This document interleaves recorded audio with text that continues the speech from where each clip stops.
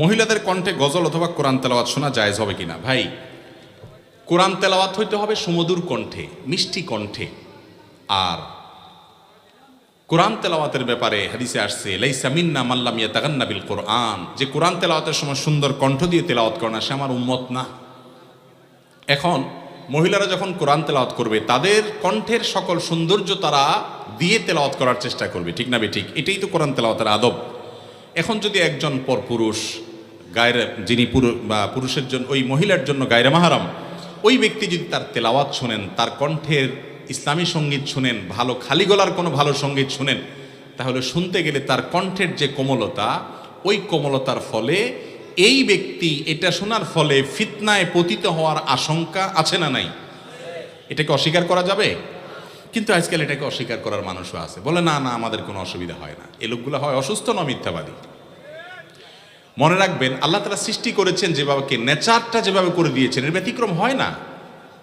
অতএব আল্লাহ কোরআনে বলেছেন, যদি মহিলারা কিছু চাবে কারোর কাছে, তাহলে ফালা তাখদানা বিল কওল, তারা কথা বলার সময় কথাকে কোমল করে বলবে না, আল্লাহ নিষেধ করেছেন। এখন আমাদের তো দুনিয়া সব উলটপালট হয়ে গেছে। কিরকম? বউ আপনার স্বামীর সাথে কথা বললে কর্কট ভাষায় বলে, হ্যাঁ বলো, এতবার ফোন দিচ্ছ, কি দরকারে কিছু বলবা কিনা। এরপর অন্য লোকের সাথে কথা বলে, জি ভাইয়া বলেন প্লিজ, ঠিক না? এখানে একে হাম্মামে জারে নাঙ্গে, স্বামী স্ত্রী সবারই একই অবস্থা, মহিলাদেরও একই অবস্থা, পুরুষদেরও একই অবস্থা। পুরুষ বেচারা হয়তো দোকানদারি করে, কাস্টমার একটা আসছে, ওইটা মহিলা কাস্টমার মনে করেন, জি আপা বসেন, বসে রে, আপাকে চেয়ার দাও, আপা বলেন কি খেদমত করতে পারি, আপা কি লাগবে, খুব সুন্দর সুন্দর। একই টাইমে যদি বউ ফোন দেয়, তুমি এত ক্যাস করো কেন, তোমার কোনো কাজ কাম নাই বাড়িতে, কি বলবা যদি বলো, ঠিক না ঠিক? অথচ আমাদের সবচেয়ে সুন্দর ব্যবহারটা পাওয়ার কথা আমাদের স্বামী এবং স্ত্রী, জীবন সঙ্গী, ঠিক না ঠিক? সেই জায়গায় কর্কশ, বাইরে এসে মানুষের সাথে ভদ্র সাজি আমরা, এটা উচিত না।